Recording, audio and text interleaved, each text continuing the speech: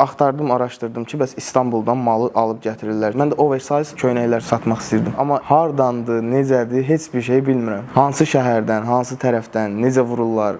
O normal kargo şirkətləri olur. O normal kargo şirkətləri onu satış məqsədidir deyə gətirmirlər. Onu toptancılar gətirir. Mən bunu bilmirəm. Bir dostum var, onu da götürmüşdüm yanında. Onun 18 yaşı tamam olmuşdu.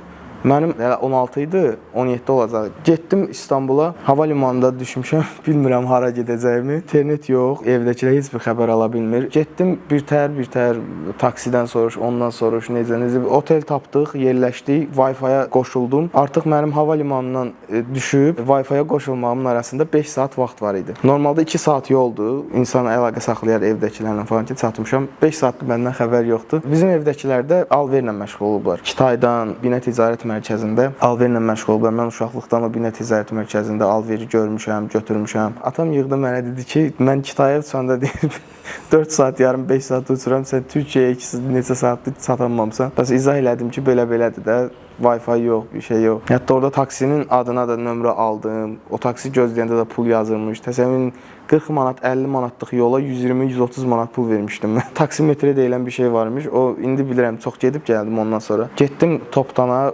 baxdım, malları seçdim, bəyəndim. Mallarım artıq hazırdır. Buradan 1 seriya, buradan 3 seriya hamısını yığmışam, beynimdə yazmışam. Bunların hamısını bir yerə yığmaq lazımdır. Onu mən otelə yığa bilməyəcəkdim. Yəni otelə yığsam da o kargo şirkətinə necə verəcəklər. Orada bir qardaş var idi, yaşı məndən böyük, abi deyirdik biz ona. Danışdım ki, bəs 16 yaşım var, təzə girişimciyəm, genç girişimciyəm, mənə kömək elə. Nəsə o mənə kömək oldu. Dedim mənim mağazama yığ malları, eybi yox, buradan göndərərik. Nəsə göndərmə vaxtına gəldisə kargoya verməliyəm malı. Bilmirəm hansı kargoya verəcəyimi. Dedi hansı kargo? Məndə Azərbaycanda müəyyən kargolar var. Trendyol kimi məsələn gedib götürür səni. Onların adını çəkdim. Dedi onlara göndərə bilmərik. Onlar icazə verilmir də. Yəni seriya ilə satış məqsədli göndərəlməyə. Çıxdım çölə dedim mallar qabatdı.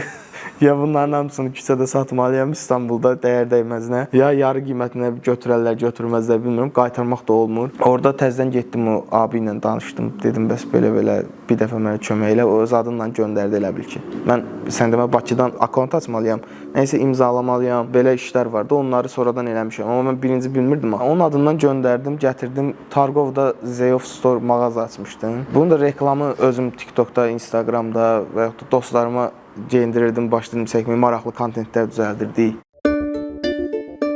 Bir gün ağlıma belə bir şey gəldi ki, qaradərili bir model tapım, ondan videolar çəkim. O videolarda TikTokda 2 milyon, 3 milyon baxış yığmışdı. O vaxta görə çox yüksək idi. Instagramda səhv eləmirəmsə 700 min biri, 800 min biri səhifələr paylaşırdı. Satış məqsədli olmasa da gülməli bir video idi.